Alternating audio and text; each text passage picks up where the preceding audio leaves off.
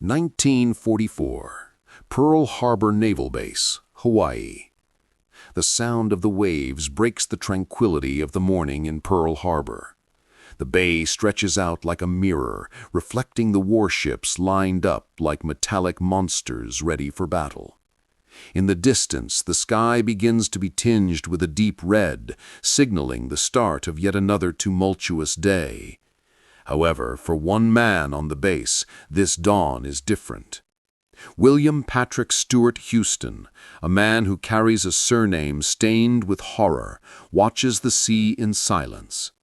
His face, marked by the scars of war and guilt, reflects more than the colors of the morning. He is distant, immersed in thoughts he cannot control. The waves that crash against the stones cannot wash away the bitterness in his soul. He is not an ordinary sailor, and the other servicemen know it. The name Hitler still weighs upon him like a curse. William Patrick, nephew of the dictator who tore the world apart, is now on a battlefield where he fights not just against a foreign enemy, but against his own destiny. The weight of his surname, which once inspired fear in millions, is now his heaviest burden. Deep down, he knows the true war is not only fought on the battlefield, but within himself. He watches the horizon, and for a moment it seems he is trying to visualize the end of the war, but also the end of his own suffering. The camera closes in on his face, capturing the complexity of his expression. The sound of footsteps behind him interrupts the moment. Other sailors greet him with a mix of curiosity and respect, but none truly know him. They do not know who he really is, nor what he represents to the world. They only know he carries the name of Hitler, and that alone makes him an enigmatic figure. What they did not know was that on that day they were witnessing the beginning of the enemy itself. The name that carried destiny. 1911. Toxteth, Liverpool, England. The modest house in Toxteth is not just a home. It is the setting for a childhood marked by absence. Liverpool, a burgeoning industrial city, resonates with the sounds of factories and boats in the harbor. For William, these sounds are his backdrop. There is no quiet childhood, but a life of survival, adaptation, and a search for identity. The absence of Adolf Hitler Jr., his father, is the first great flaw in his life. Alois abandoned Bridget Dowling, his Irish wife, soon after William's birth, returning to Germany.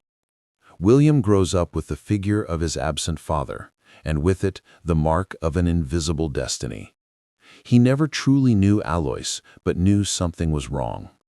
His mother, Bridget, struggled to raise her son alone, but could never hide the melancholy of her own condition. William's days are punctuated by small jobs and the struggle for survival.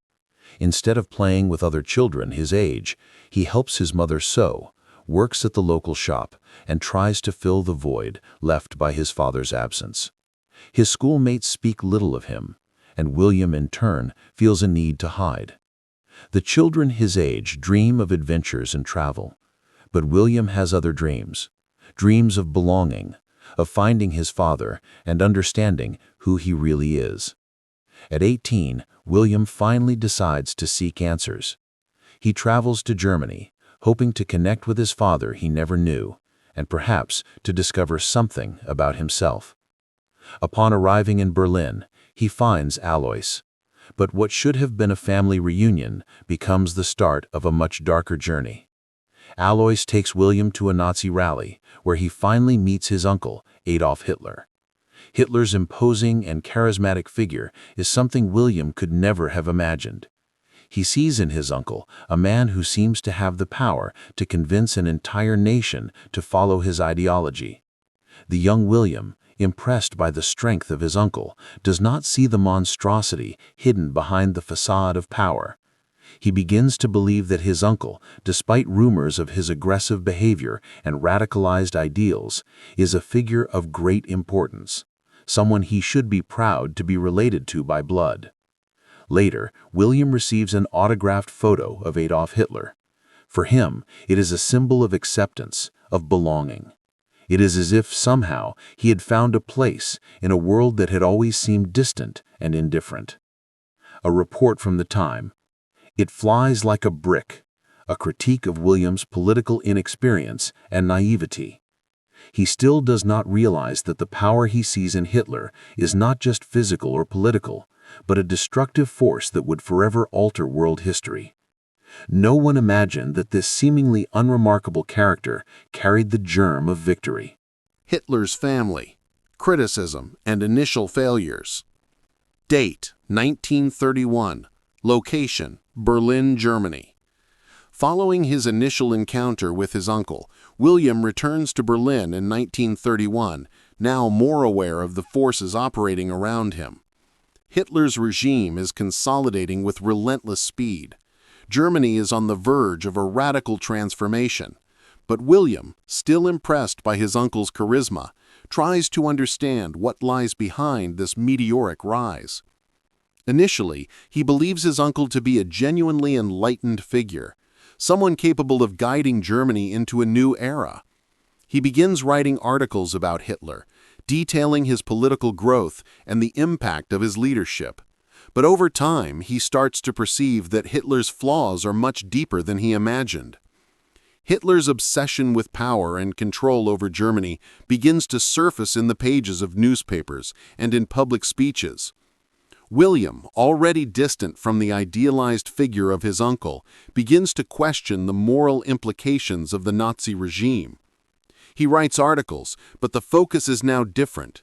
He starts to see his uncle not as a charismatic leader, but as a man who uses pain and suffering to feed his own ego. Upon publishing the articles, William finds himself confronted by his uncle's true nature. Adolf Hitler, furious, demands that he publicly retract his statements. The tension reaches its peak when William is summoned to Berlin, where he has to face his uncle head-on. The confrontation is tense and bitter. Hitler is no longer the friendly uncle William once knew, but an absolute leader who tolerates no criticism. Adolf's words are harsh and threatening.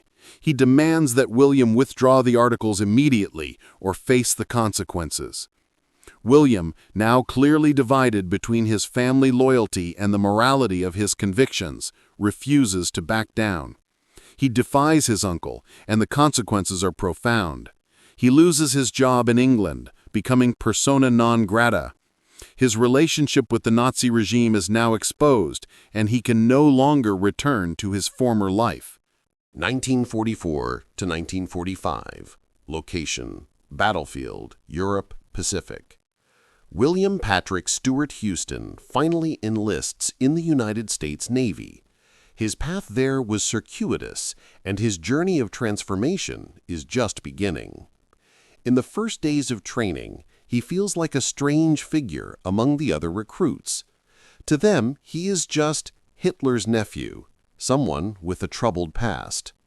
The initial interactions are filled with distrust and even mockery. Some look at him as a curiosity, others treat him coldly. At one point, a soldier asks William, "What's it like to be the nephew of the devil himself?" The question, though asked ironically, reflects the perception most have of him. They see William as a personification of evil, not as a human being with his own flaws and desires. For many, he carries the stigma of his name, something he cannot control. But William begins to realize that this perception starts to shift as he proves himself in training. His skill with teamwork, his work ethic, and the intensity with which he dedicates himself to the mission begin to be noticed. He is no longer just Hitler's nephew. He is now a man committed to the fight for freedom. His adaptation to training is impressive. Instead of using his position as an excuse to stand out, William works harder than necessary to be an equal among the soldiers. But the great test would come when he was deployed to the battlefield. William's name had already begun to spread among the soldiers and officers, especially those who knew his history. Some American soldiers saw him as a kind of symbol, as someone who had overcome a monstrous burden. To the enemy, however, William was still an enigmatic figure, a threat that, if well-directed, could become a devastating force. On the battlefields of Europe and the Pacific, William begins to display his courage. In a particularly challenging mission on the shores of the Pacific, during an offensive against Japanese forces, William leads a team on a near-suicidal mission. He is severely wounded during the operation, but refuses to be withdrawn from the front line. His courage and determination to face the enemy, even with a wounded body, begin to change his comrades' perception of him. William becomes, in a way, a living legend among the troops. The name Hitler, which initially brought contempt, begins to be associated with courage and resilience. He becomes a representation of the power of overcoming. When William receives the Purple Heart, the honor is not just for the wound, but for the way he transformed on the battlefield. He went from a man with a name burdened by shame to a hero. The image of William, Hitler's nephew, distorts to become a powerful metaphor, someone who, in fighting against his own legacy, also fights against the forces of evil that mark history. In the battlefields of Europe and the Pacific, William begins to be recognized not only for his deeds, but for the psychological strength he exhibits. He personifies the dilemma many soldiers face: how to fight the war without losing oneself in the process, how to fight an enemy that is everywhere, even within oneself. The struggle, the power, and the adaptation, the dissolution of the legacy. 1947, New York, USA. With the war finally coming to an end, William returns to the United States as a hero, but his journey is not yet complete. The name Hitler, despite the Purple Heart Medal and the respect earned on the battlefield, still pursues him. He knows that although he proved his bravery and courage, the hardest fight is yet to come, the fight for identity. After the war, William moves to Long Island, where he begins to build a new life. But his identity, now marked by the war, is still tied to a name no one can forget. The story of William Patrick Stuart-Houston is like a shadow stretching across his new life. Even with all the victories on the battlefield, he cannot escape his past. He decides that, to definitively leave the name Hitler behind, he must change his identity. Thus, he adopts the name Stuart-Houston and attempts to build a life outside the shadow of the name he carries. Despite this change, William knows that the world's perception of him will not change easily. The public figure of Hitler, whom he had already begun to repudiate in his youth, still looms over him.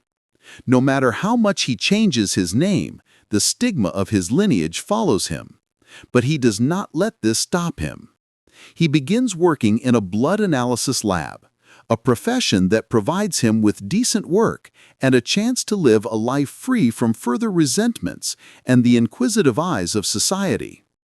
Over time, William begins to realize that the name change was not enough to erase the past.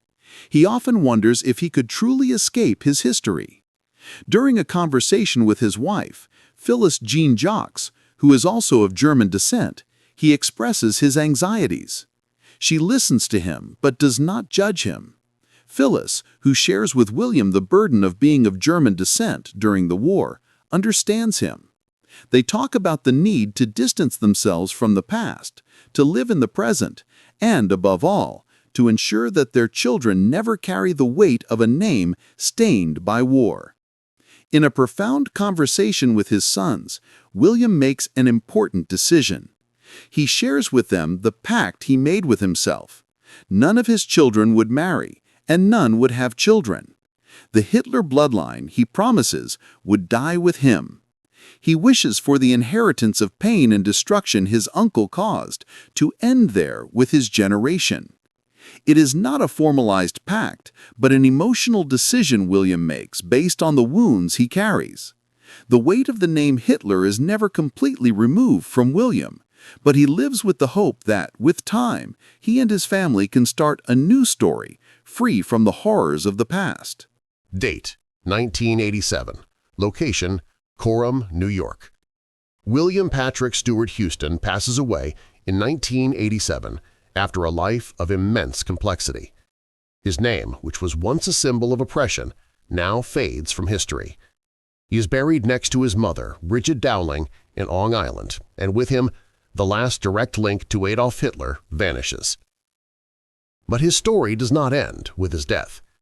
It is a reminder that even the darkest names can be undone, that even the greatest burden of history can be overcome with courage. William's decision to change his name and ensure that the Hitler lineage ended with him is a way of breaking the cycle of pain and destruction.